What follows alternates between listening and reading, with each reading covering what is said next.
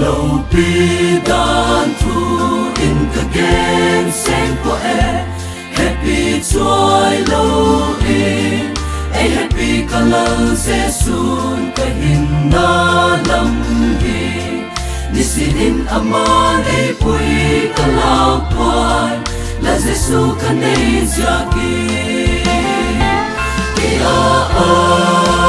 hi ki ama ang sungom akata sonta a happy na pa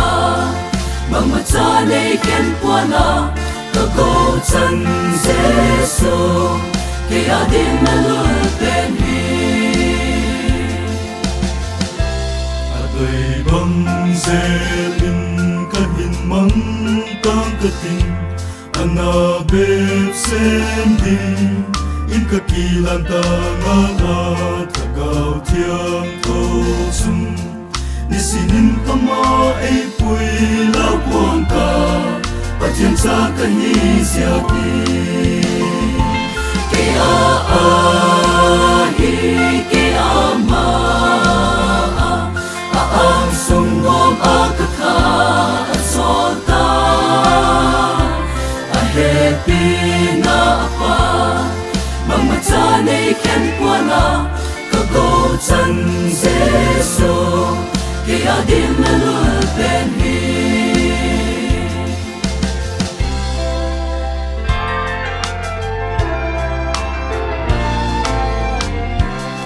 qua sinh na